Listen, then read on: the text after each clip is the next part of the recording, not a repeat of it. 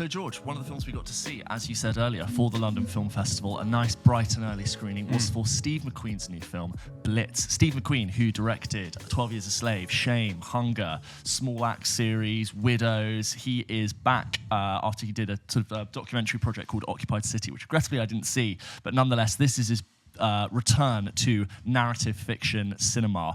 Blitz is set in London in 1940. It stars Saoirse Ronan, who plays Rita, who, like with all mothers and parents in London, are evacuating their children out of London as the Blitz, the Nazis continue to blitz over London. This is the bombing of London. Most of the great buildings in London were unfortunately destroyed by the Blitz in the Second World War. And we have a very different version of London, as you'll see in this film, from the destruction of that. You have Elliot Hefferman, who plays a small child called George, who is mixed race, and he is sent off and evacuated out of London. But something happens on the train, and he ends up not running away to the countryside and ends up, through some circumstances, back in London in the height of the Blitz. And through him, we see a vision of London experiencing not just the bombings themselves, but the state of London, different personalities within that, the parties, the crime, London being destroyed. And then similarly, you've got Saoirse Ronan's Rita, who is part of this newly enabled, industrialized female workforce. As the boys are out on the front lines of the war, the women are brought into the factories to make munitions, to build. And with that, they're finding a new voice. They're representing the homestead of the UK and finding their own voice politically. You've also got Paul Weller, who plays Gerald, her father. You've got Harris Dickinson in there as Jack, Stephen Graham, Benjamin Clementine, Kathy Burke is in there in a role. And yeah, George, Blitz, how did you get on with it? So, you know, you and I were quite excited because we've talked about Steve McQueen a lot recently. We talked about how much you love, well, we both love 12 Years a Slave, but obviously Shame is one of your favourite films. And it was an interesting experience because I have to say I was quite disappointed with Blitz, and it's a real shame because it, first of all, begins fantastically. We were in a very loud screening, and it begins in the height of the Blitz. You have these firemen running around, trying to put out a building that's ablaze, wrestling with this fire hose, and it feels terrifying. It actually feels very scary, and the individual sequences of the Blitz that happen over this sort of 3-day period and over which the film is set are really kind of terrifying and scary, and I commend it for that.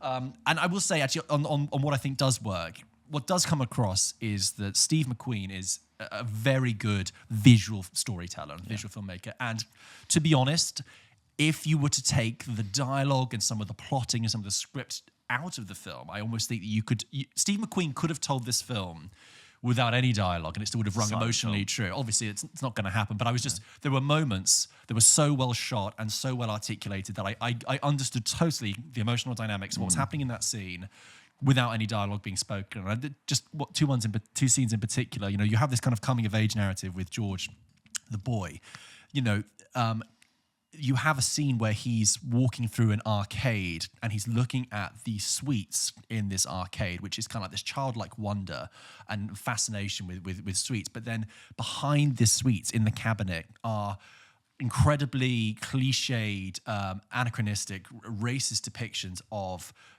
sugar plantations, of black bodies. And as he's mixed race himself, it's giving him a sort of an identity crisis, and he's trying to work out who he is as well. It's a coming-of-age story, like I said, and that's very interesting. That's done with no dialogue. Similarly, there's a brief moment where George sees a sort of Punch and Judy street puppet scene, and there are loads of kids surrounded around this stand who are like enraptured by it. But he looks at it immediately and looks down. He sees the adult's feet sticking out from under the stand, so he immediately knows it's all a ruse. And that's a nice visual way of demonstrating he's like losing his innocence. However, what unfortunately lets the film down are the moments of dialogue and the plotting. And visually, it's well articulated, like I said, but the dialogue is very simplistic, very one-dimensional, a little bit A-level at times. It's a bit, hey, don't do that. We're at war, don't you see? Bloody hell, we better get to the shelter. And it's actually quite jarring because you've got a very intelligent filmmaker dealing with a really interesting subject matter.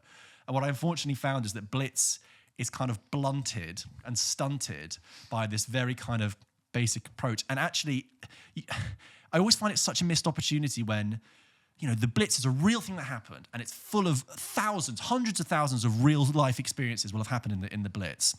And I was looking forward to really getting a sense of what life was like. And I love the fact that Steve McQueen was opening up the film to experiences from Black Britons as well. You also have Benjamin Clementine playing a Black Air Raid warden. And I probably could have actually had a whole film about him in another world.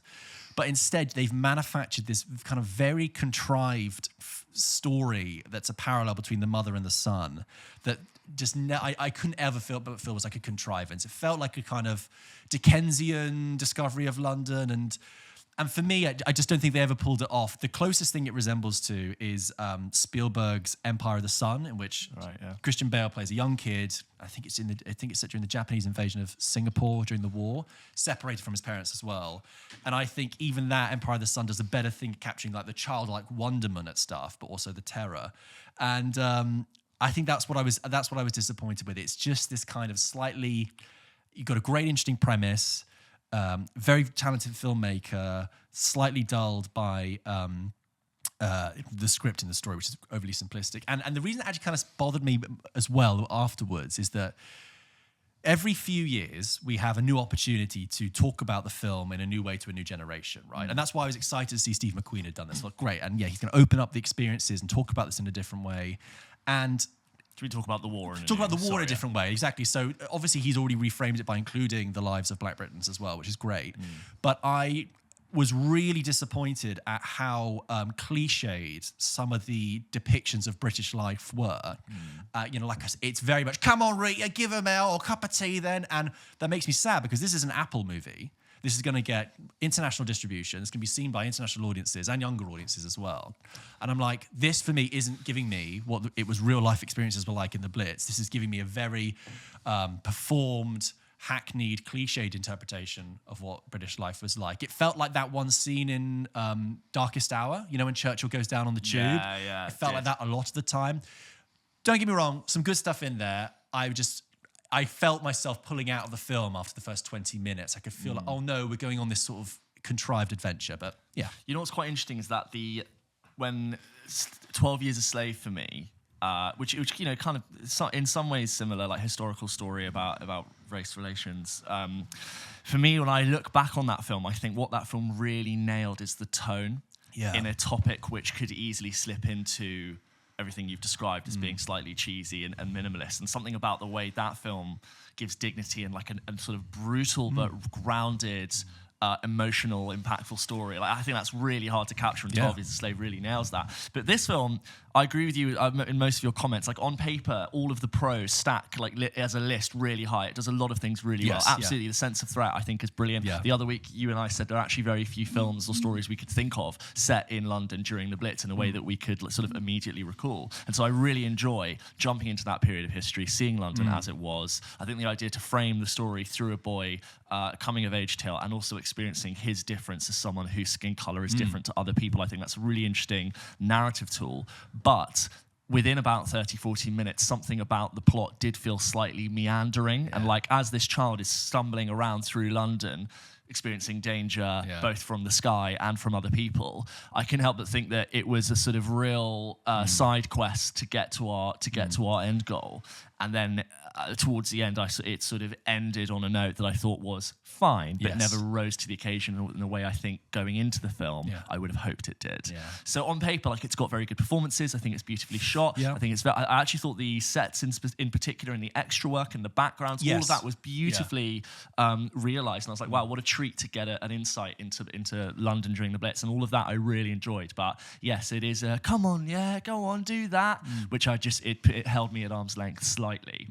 Which is not what I expected a Steve McQueen film to do with its tone. That's what's surprising to me. I didn't have a bad time. I just wasn't fully convinced by I agree, and I just want to reiterate, like I do think there is some interesting stuff here happening. I think what it is, it's the Steve McQueen connection. It's that if you had said, just show me that film and said it was by a director we weren't familiar with, or if you told me it was by Steve McQueen, I said, no, I don't quite believe you. Even though you can see individual elements that are great there, but he's very minimalist. He's very reserved in his filmmaking. Is that fair to say? And he doesn't like to overly indulge emotions unless I think it really warrants it on screen for me. It's like those moments are really earned in his films. But I felt like this film could have delivered a much more emotional wallop. I thought it would, and it didn't for me. And also, I will say that maybe this is my personal taste as well, because I'm looking at this, I'm watching this as an adult, and I would like grit, and I would like the reality of war.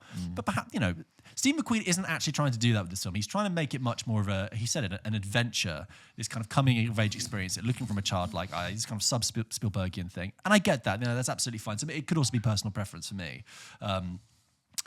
But the Stephen Graham side plot to me that really didn't work. And Stephen Graham, I think, is great, but it felt like what we like to tell kids villains are, but aren't actually real life bad people. And the Kathy Burke thing, I just thought for some reason, if you've seen the film, that side quest just didn't land. But like similar, on the contrast, that one moment I really think did work was there's an extended sequence with a really long tracking shot of a nightclub with jazz and people ordering drinks at the table on a night in the Blitz, and it showed this life and vitality that was happening. And then obviously, the Blitz happens and it sort of cuts out. Did you not like that? No, I didn't like that scene. I don't. I think in that film it's probably not needed. Yeah, it's a bit of a distraction. It just suddenly happens, that scene, and you're kind of like, why are we here? And then as a short, I think it's very good. Yes, as a short idea, it's great. Yeah, but the technical filmmaker's great, and I think it's Celeste comes on. She's singing great, and it's also an example of again black British life mixing with white British life, and also rich class, poor class. That interesting, but again, I felt that kind of just a strange addition. But there, someone, well, first of all, actually, sorry, I was going to say, if you had told me this film was made by someone who was American, the very sort of we've talked before about one thing that irritates us is in Masters of the Air, the depiction of British life in the 40s is very sort of bloody hell, tally-ho, and all that stuff. Spitfire, and it comes across like that, which is strange. Obviously, Steve McQueen's British, but. I was speaking to someone afterwards, and they said that they got the impression that almost this, in an original version, could have been solely about the son. But in order to sell it to a bigger audience, they substantiated the mother role and made it so they could get someone like Saoirse Ronan in. And I think I can kind of see that, because really it's George's journey that drives the film, and really everything she's doing is kind of just... We discover the Blitz and life through George in a way, but she's... But as always, if you're listening to this in the future, or you've had the chance to see Blitz at the London Film Festival, as always, please send in your thoughts, your reviews, your questions, your concerns to hello@popkitchenpodcast.com. We'd love to hear them. Yeah, so I believe this film's coming out in cinemas from the 1st of November, and I think in late November it comes available on Apple. But some good stuff, but I think slightly disappointing. Also a subtle Apple release. I didn't know until the sort of zoomed in Apple thing. Well, what I find interesting is I think Apple, despite what we've said before about how it benefits them to take a step back from the marketing, is actually I think they are imposing themselves more on the marketing. So I saw a poster for Blitz at a bus stop after I'd seen it, and it said Apple Films in theaters this day, on Apple this day. So the Netflix approach. Not told us about that. Anyway, we'll look forward to hearing people's thoughts in the coming weeks about what they thought about Blitz.